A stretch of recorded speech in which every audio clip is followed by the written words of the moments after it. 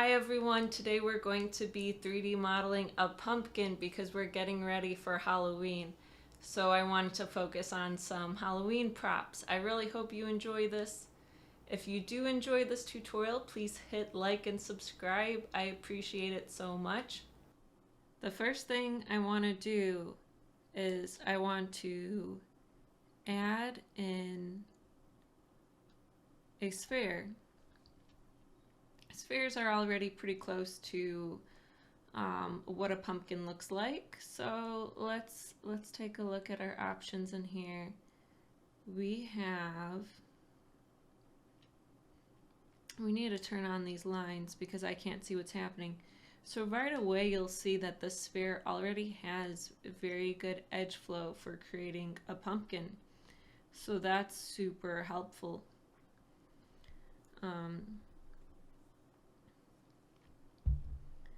I'm going to keep this pretty low poly at the beginning. We can always add in a subdivision surface if we find we need more geometry. I'm going to go ahead and make this pumpkin about 3 inches in radius. And press C to make it editable. C is the same as this button over here. For anyone who's new to my YouTube channel or 3D modeling, I try to make the videos for all levels so that anyone can follow along, no matter what 3D modeling level you're at. And I think that's the way it should be. All inclusive. Okay, so we're going to drop in these right here. And I especially want to drop in the center point. That's going to be where our stem comes out at the top. Need that to go into the base of here. It's helpful while 3D modeling to just think of it similar to how painting works. I don't know if any of you have ever taken a painting class, an oil painting class, or even a sketching class, any kind of 2D, creating something by hand kind of class. But when you take one, you'll probably hear your teacher say, just start off with the basic shapes. Put in the major basic shapes first. You can add in greater details later. And 3D modeling works the same way. It does feel more technical at times because we're working with computers and polygons. I'm not sure that it is actually more technical because drawing can be very technical as well. I don't think one is more technical than the other. I've done both. I've had classes on both.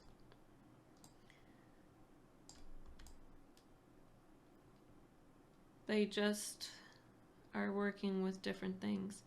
And paint, artists used to create their own paint, and that's chemistry. Once you start getting into that and what paints can go together, what can't, that's getting into some high-level technicalities there. We're going to move this up a little bit, our pumpkin. So let me see. We have, I'm trying to remember how many loops we put in this.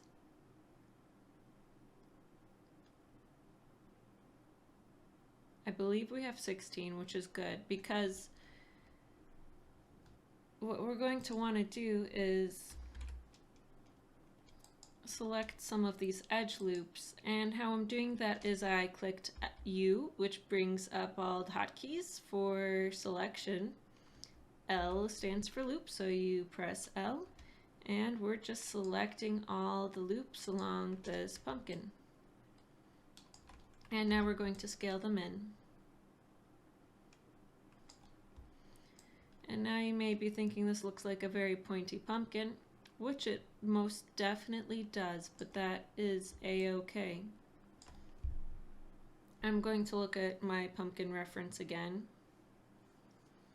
I think I might make a few more adjustments, because when I look at this pumpkin in front of me, always have a 3D modeling reference, whether if it's an actual 3D object, which I highly recommend, or if it is a photo, that is second best, but it's better than nothing. You can't always fit everything into your office next to your computer, so if you can't do that, a photo is next best. For example, if you're 3D modeling a car, please don't try to fit that into your office. That's a bad idea. But a small pumpkin works, and we can look at it while we 3D model. I'm going to select these points down here. You can go in and out of different viewports and views by hitting the middle mouse button. So that's how I came into here. I'm going to select these points down here, click T, hold down Shift,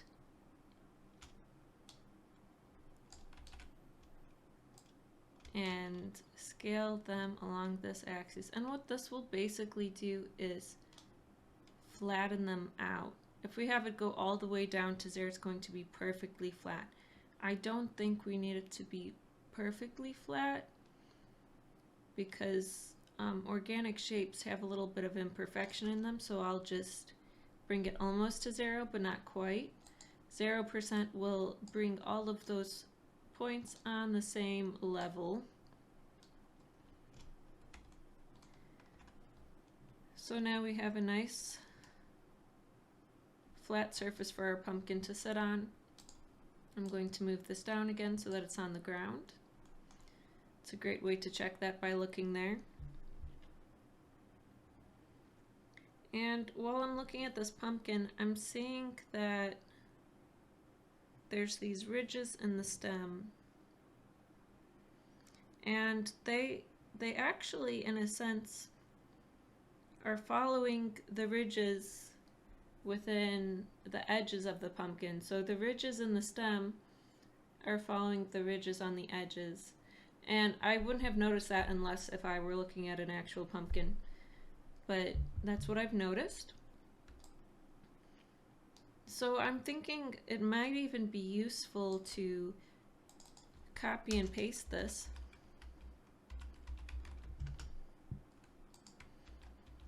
And once we copy and paste this, we'll have a duplicate that we can use to create the stem. I'm going to turn this around a little bit, like such. And I'm going to grab all the polygons and scale these in. So in order to scale, you click T, which stands for transform or scale. And it doesn't really stand for scale because it's T, but it scales. So that's what I find helps me to remember. I'm going to stretch this out a little bit, scale it in some more, stretch it out a little bit more. So now you can see we're starting to build the shape of this. The bottom of the stem is a little bit wider, so I'm going to spread this out.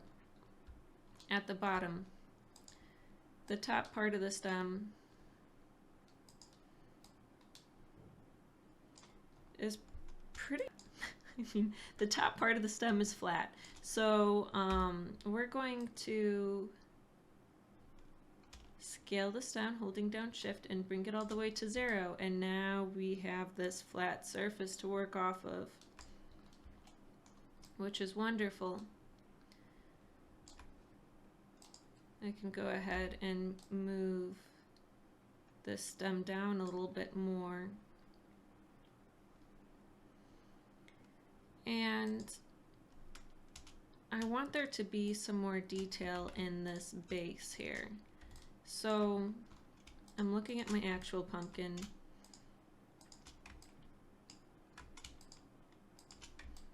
And it has these rounded shapes here, so I'm going to click M for modeling tools, T for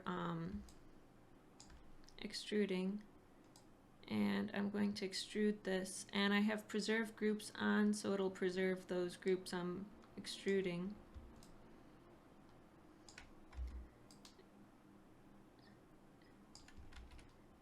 And this looks good to me.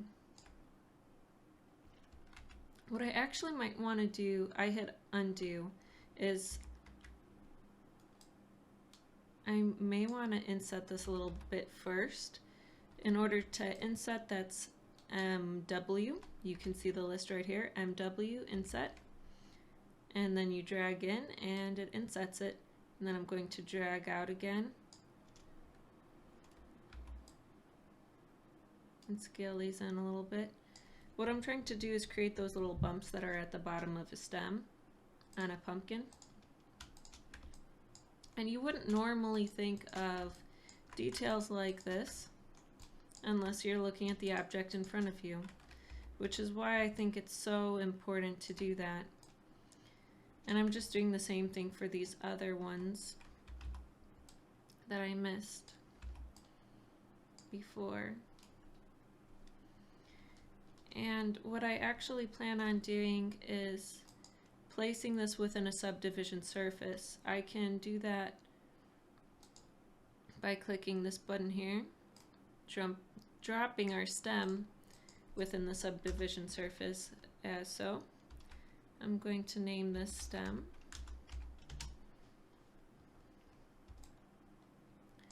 And now you'll be able to see we kind of have those bumps there that are formed.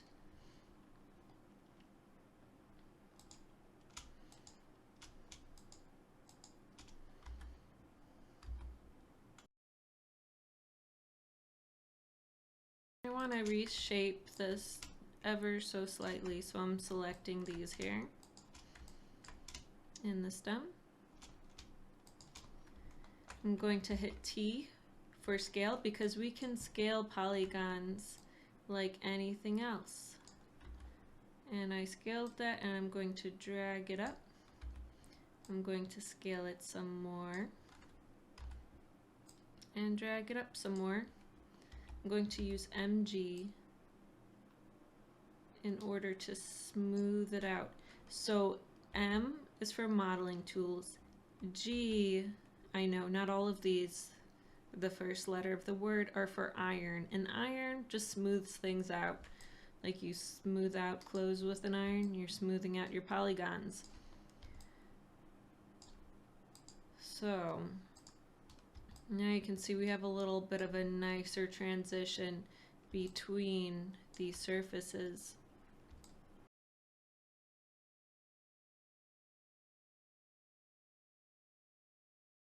But I don't want to scale it in this direction, so what I'm going to do is hold down this button here and use that to scale. So then we're only scaling in two axes, the X and the Z. And that can be useful at times. Now I want to select the opposite and scale these in.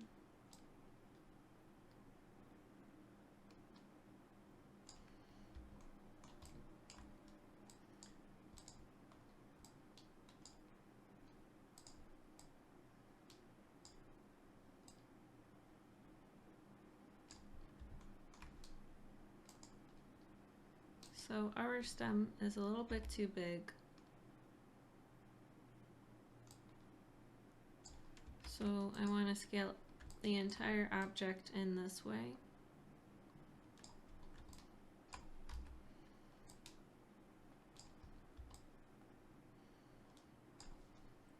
And then I want to drop in a twist modifier.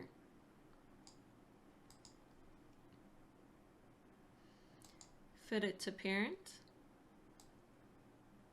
and adjust the amount of twist, because this stem is twisting ever so slightly on our pumpkin and we don't want it to just twist, I want it to bend because the stem is also bending.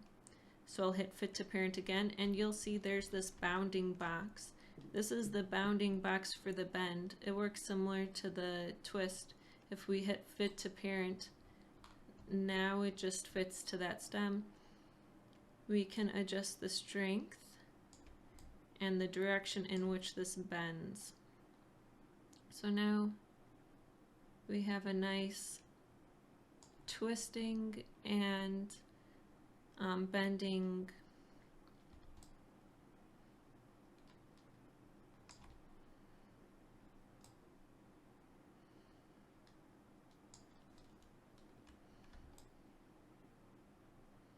stem for our pumpkin.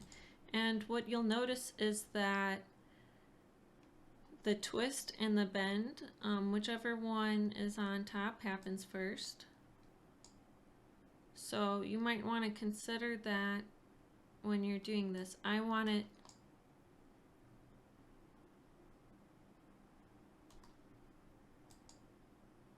to twist and then bend.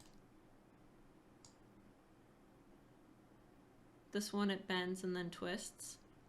So actually the one on the bottom looks like it's happening first. But you can try both and find out what you think looks best. There's no real right or wrong answer in this case. It's what you like.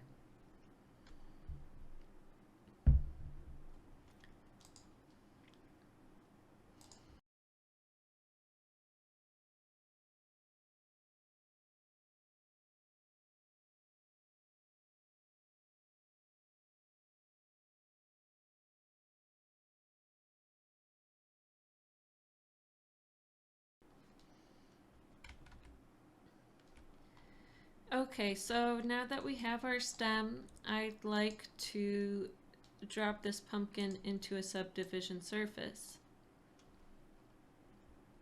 So this is looking pretty good. I'm going to use MS.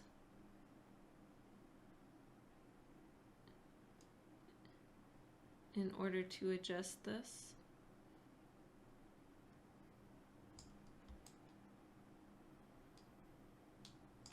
So you'll see what that's doing if I hit Q, because it turns on and off the subdivision surface. So that's just adding in more polygons basically.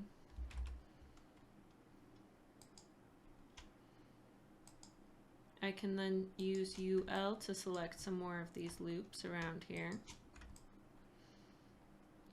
And use MS again to create some more geometry, and hit Q again so that we can see what effect that is having when we pull these out.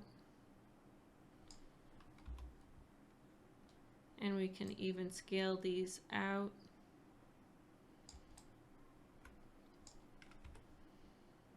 Excuse me, scale these out in the Z and X directions. This is a bit much though. I think this looks good for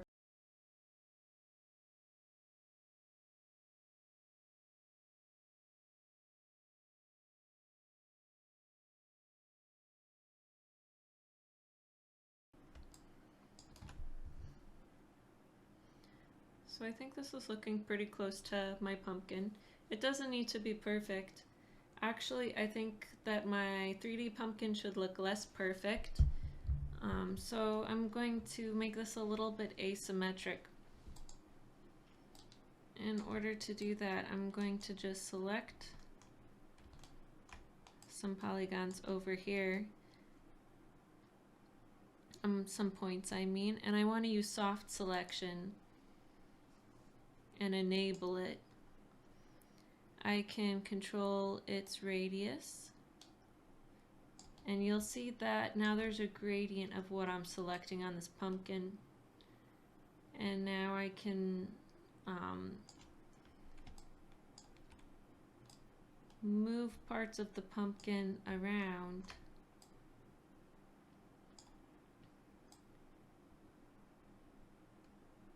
with soft selection just to add some asymmetry here and there without having to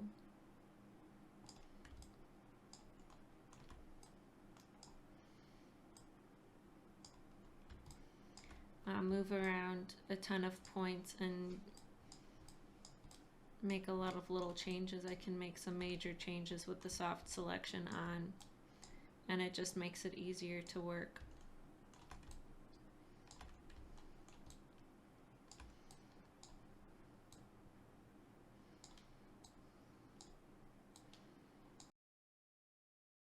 So our pumpkins are looking a little bit less perfect, which is always good.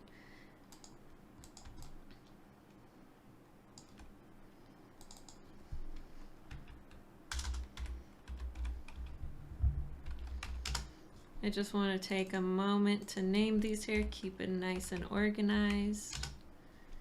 And we can drop all of these objects into this null, but first I want to make sure that they're all perfectly lined up with the floor, so when we move this around in the future, it's very easy to use as a prop. You can make any color of pumpkin you'd like. I'm making a white pumpkin since that's what I have for today. I'll create a material, but I want to create a redshift material because we're working in redshift today. So I turned on redshift in our settings since you need to do that in later versions of Cinema 4D, and now we can create a material. And we'll call this white pumpkin.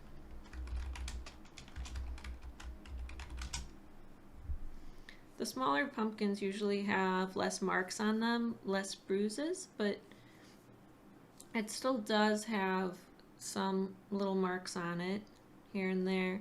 So we don't want this material to be perfect. And it's also not going to be a perfectly white pumpkin. There's like a slight amount of yellow. It's more of a cream color of a pumpkin. When I look at it in person, it's going to be a little bit less shiny than the base default material. I'm going to drag this onto here. I'm going to copy and paste the light from within this one into there. Where's the light? Here's our light.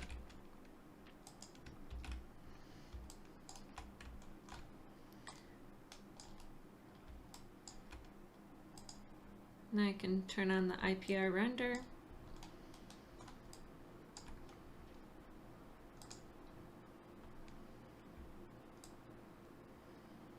So when you have a 1-point light, it's pretty dramatic. It creates some really dramatic shadows over there, which might be cool. I think I want a little bit less drama now, so I'm copying and pasting it on the other side. So we have a 2-direction light. I'm going to scale this one down a little bit so that's a little bit less intense. So we can still see what's happening in those shadows over there, but it's a little bit more subtle. So this is a good start. We're going to need a noise, so I'm going to add in a max on noise here because we want to use this as the bump.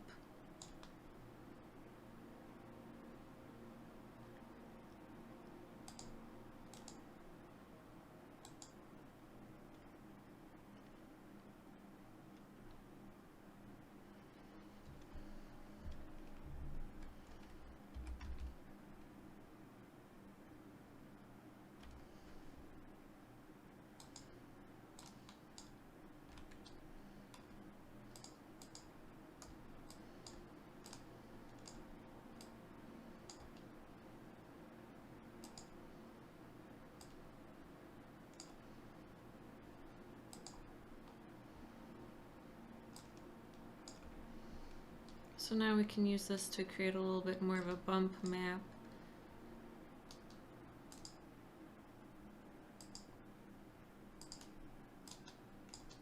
I'm going to use spherical mapping since this is pretty close to a sphere shape. For our noise, I want to add in some more octaves.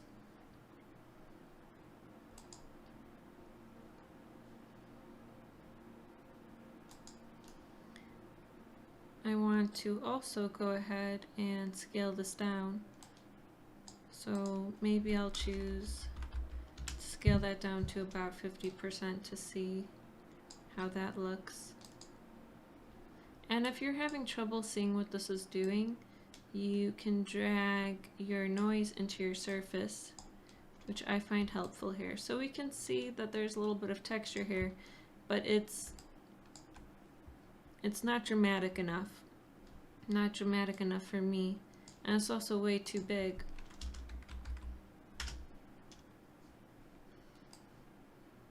That's too small. We'll find the perfect percentage here in a moment. That's looking better for a pumpkin.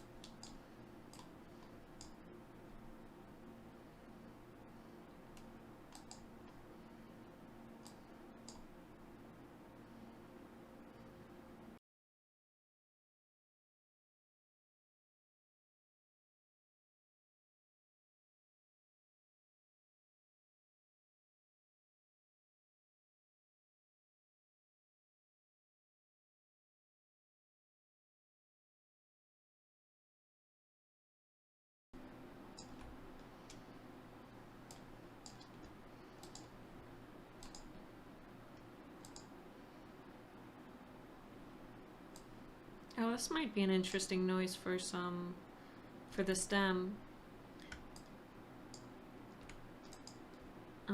So I suggest playing around with different noises if you're having trouble getting the look you want. I find that I need that too. I actually kind of like this turbulence noise. I think it's working well. It's a little bit intense though. We definitely need to cut this down. So I'm going to go back in here, set that to 0. See what this looks like. If it's at 1, it's still way too intense.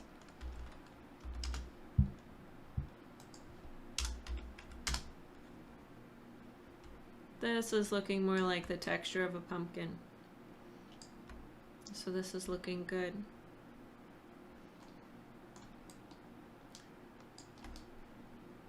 This would be closer to the texture of the stem, so I'm going to drop it on there. And I'll change this from UVW mapping to cylindrical for the stem. And the stem color is a little bit more green. So let's make sure that we are adjusting the right texture this time. I want to adjust the color of the stem. And right now we can see it turned black and white since those are the default. The stem is actually a little bit more green, so I wanted to add some green in here. But it's a very pale kind of green. It's not a very intense green.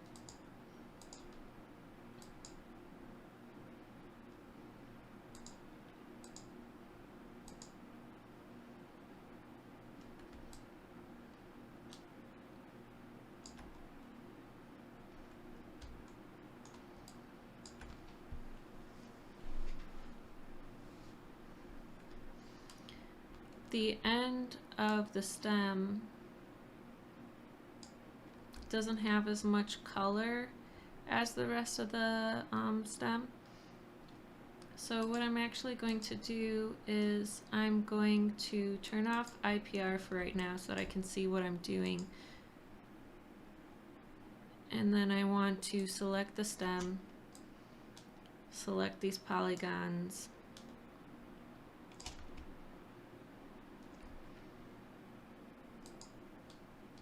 I need to turn off soft selection because I left that on by accident.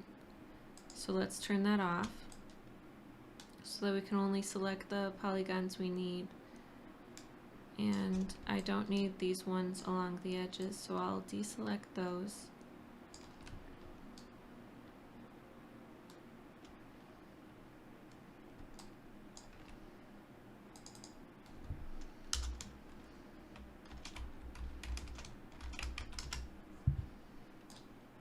I'll add this texture in here, and we'll just make this cubic because that'll work well enough for what we're doing. I'll turn back on IPR. It's still the wrong colors because the stem is a little bit of a different color at the end. I want it to be more golden.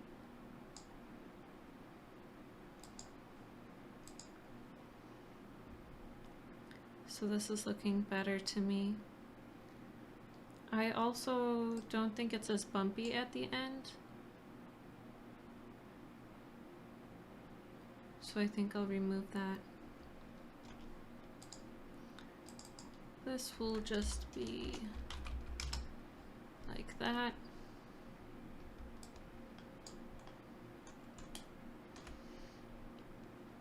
So this is our lovely little pumpkin. And if you feel really fancy, you can even carve a face in it. I kind of just like it as it is, a little white pumpkin. So I'm going to leave it as it is. So this is our basic pumpkin. And I really hope you enjoyed this tutorial. I had fun working on this with you. So I kind of just wanted to show you this for fun, but if you go into Window Asset Browser, you can tell that I looked this up before, but you can look up skeleton, and then you'll see that in your asset browser, and there's all kinds of great stuff in here that just come with Cinema 4D. You can click on the skeleton and let it load, and isn't this cool? You have a skeleton and it's Halloween, so you can use it for something. Maybe you can make him talk or walk around, you know, do what makes you happy. You can see that there's these controls on his arm, and you can move these around and keyframe him. You can have him wave at everyone saying, "Hello, I'm a skeleton." You can do whatever you want.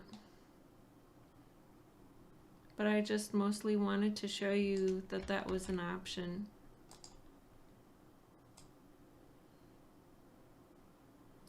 So that's pretty much it for now. So my skeleton can wave goodbye to you.